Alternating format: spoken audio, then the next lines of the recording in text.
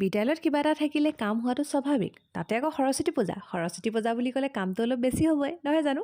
আমাৰ বিদ্যালয়ত 2 ফেব্ৰুৱাৰীৰ দিনাখন সৰস্বতী পূজা পতা হৈছিলে আৰু 1 ফেব্ৰুৱাৰীৰ দিনাখন আমি সকলোৱে লগ হৈ আগতীয়াকৈ যা-যোগাৰখিনি কৰি থৈছিলোঁ।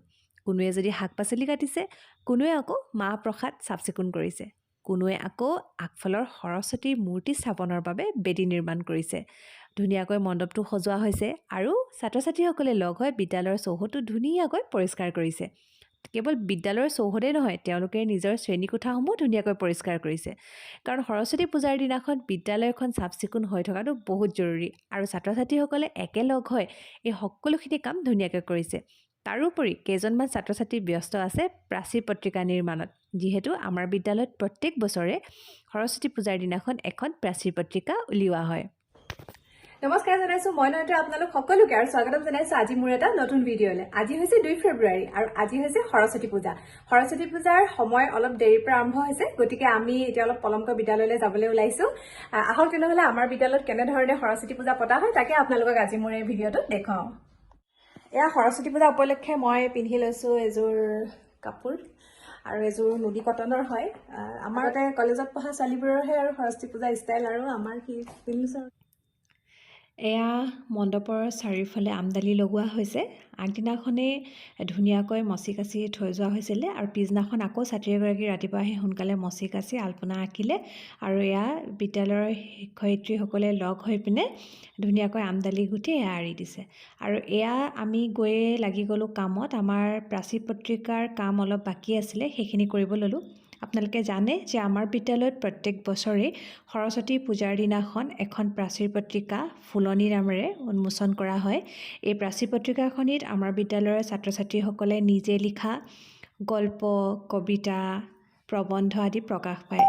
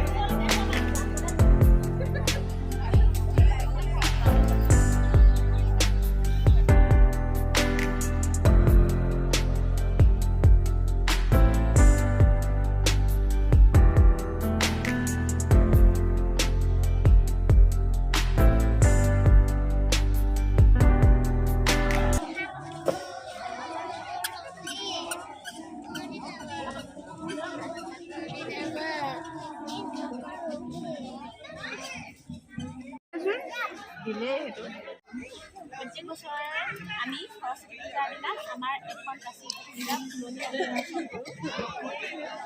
এখন আমাৰ বছৰৰ আচলতে আজিকালি শিক্ষা বছৰৰ অন্তৰ শেষৰ হ'ল, আগতে শিক্ষা বছৰৰ প্ৰথমৰ হয়, প্ৰথম ভাগৰ গোটেইখিনি মাজত আকৌ এখন হয়।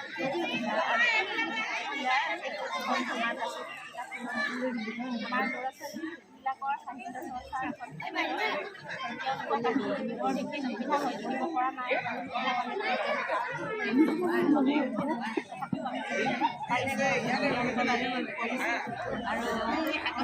তেওঁলোকৰে চিন্তা চৰ্চাৰ ফলত ল'ৰা ছোৱালীবোৰো আছে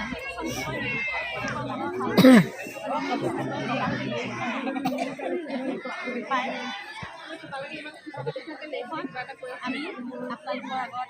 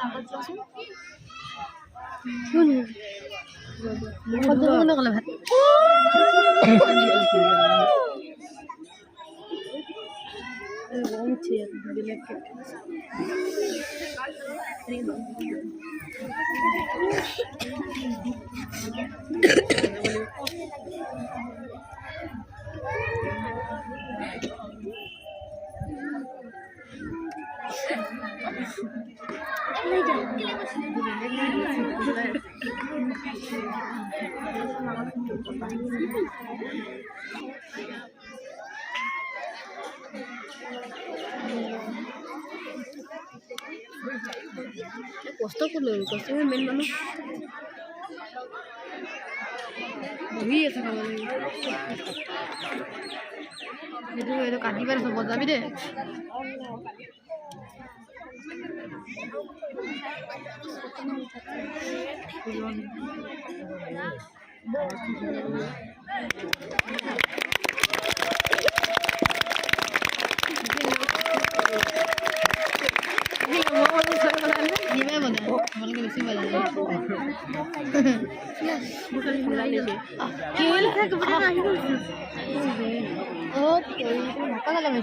বিয়া কাটিব গ'ল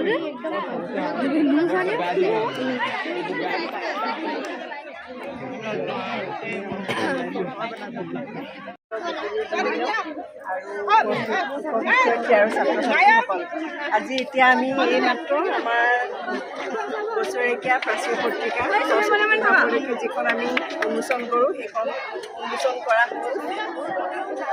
ছাত্ৰ ছাত্ৰীসকলে তেওঁলোকৰ নিজৰ যিখিনি লেখা থাকে সেই লেখাখিনি ইয়াতে সৰুকৈ হ'লেও সন্নিৱিষ্ট কৰিছে আৰু তেওঁলোকৰ বহুত আগ্ৰহ আছে লিখাৰ প্ৰতি, পঢ়াৰ প্ৰতি ধাউতি আছে। গতিকে আশা কৰিছোঁ তেওঁলোকে যাতে ভৱিষ্যতে তেওঁলোকৰ লিখা মেলাৰ যোগেদি আৰু নিজকে নিজৰ কল্পনা শক্তি বিকাশ কৰি নিজকে যাতে একোজন ভাল লেখক হিচাপেও ভৱিষ্যতে প্ৰতিষ্ঠা কৰিব পাৰে, ইয়াকে কামনা কৰিলোঁ। আৰু ইয়াকে কৈ মই সামৰণি মাৰিলোঁ আৰু সকলোকে মই এখন পঢ়িবলৈ অনুৰোধ জনালোঁ।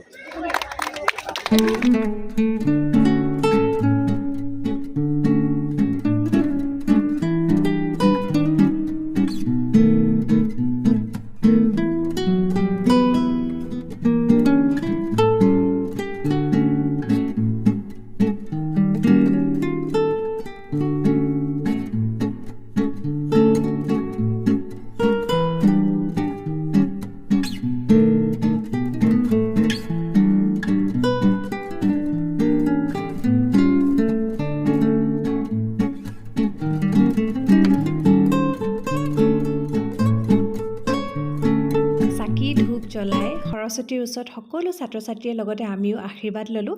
তাৰপাছত প্ৰাচীৰ পত্ৰিকাখন আমাৰ বিদ্যালয়ৰ প্ৰধান শিক্ষয়িত্ৰী বাইদেৱে উন্মোচন কৰিলে আৰু এতিয়া সময় হৈছে ভোজনৰ। আমাৰ খাদ্যমন্ত্ৰীয়ে খাদ্য বিলাই আছে।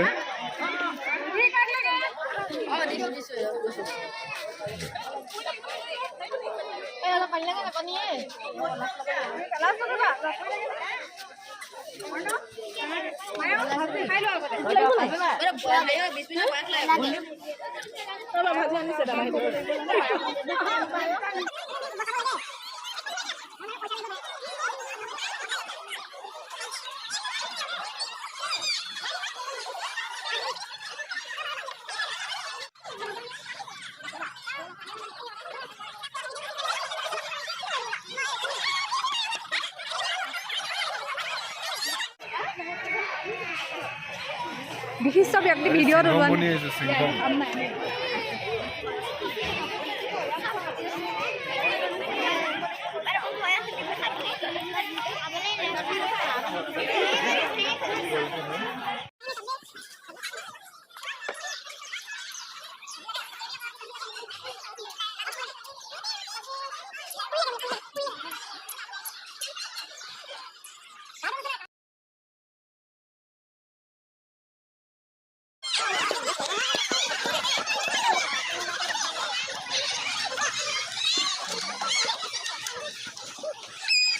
কুহিও আহিলে মাকৰ লগত আমাৰ বিদ্যালয়লৈ সৰস্বতী পূজাত, আৰু তাই একেবাৰে সৰু মেখেলা চাদৰ এযোৰ পিন্ধি আহিছে। সেইবাৰ তাই নলবাৰীলৈ গৈছিলে আৰু যাওঁতে আমাৰ মামীয়ে তাইক নিজ হাতেৰে বৈ দিছে কাপোৰযোৰ, আৰু তাই আজি পিন্ধি আহিছে। ইমান মৰম লাগিছে তাইক দেখিবলৈ, আৰু ইমান মানে তাইৰ ভগৱানৰ প্ৰতি ভক্তি নহয়, ইমান ধুনীয়াকৈ বহি আছে। ধূপ জ্বলালে ভগৱানৰ ওচৰত, তাৰপিছত মাক উঠি আহিলে, কিন্তু তাই তাৰ পৰা উঠি নাহে বোলে।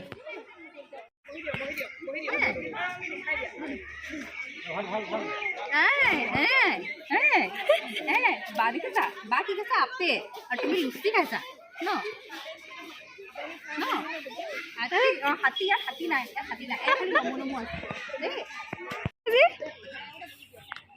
বা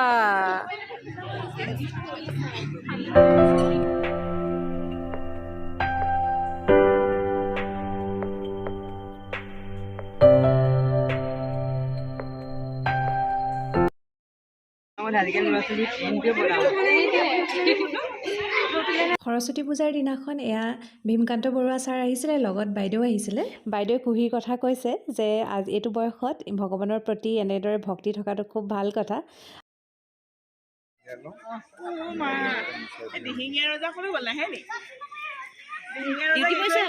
নাই আছে ঘৰ এনেকে এনেকে আছে বেক কেমেৰা নহয় বেক কেমেৰা আহিছো মই কি জানো ফ্ৰণ্ট কেমেৰা হৈ আছে এনেকে এনেকে কৈ আছে কিবা এটা অনুষ্ঠান হ'লে সেইটোৱে ভাল লাগে। আমি সকলোৱে একগোট হৈ এনেদৰে হাঁহি ধেমালিৰ মাজতে সকলোখিনি কৰোঁ, আৰু এনেদৰে একেলগ হৈ কৰিলে যিকোনো ডাঙৰ কামো একেবাৰে সহজ হৈ পৰে।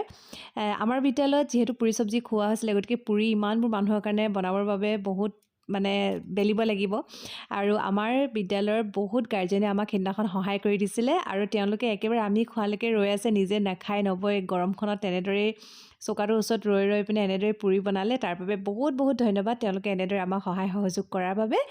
আৰু ছাত্ৰ ছাত্ৰীসকল প্ৰায় গৈ শেষেই হৈছেগৈ, তাৰপিছত আমি সকলোৱে খাবলৈ বহিছোঁ। আৰু একদম যেতিয়া গোটেই এটা অনুষ্ঠান সুন্দৰকৈ হৈ যায়, তাৰপিছত যেতিয়া আমি গোটেই পৰিৱেশটো চাওঁ যে আজিৰ দিনটো ধুনীয়াকৈ পাৰ হৈ গ'ল, তেতিয়া কিন্তু সঁচাকৈ বহুত বেছি ভাল লাগে।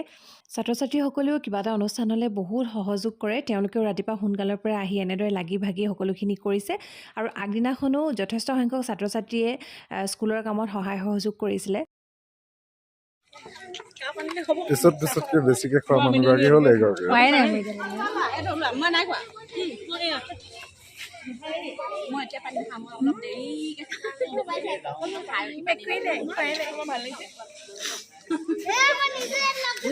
তই জুম কৰি দেখাচোন মোক। শেষেই হৈ গ'ল ধুনীয়াকৈ খাইছোঁ চোৱা এনেকে একদম আজৰি কৰি খাইছো। আৰু আমাৰ ৰাইজ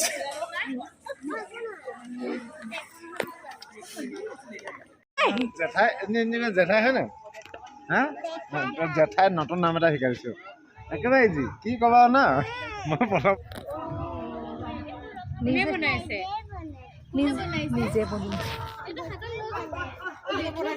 জেঠুৱেকে বনাইছে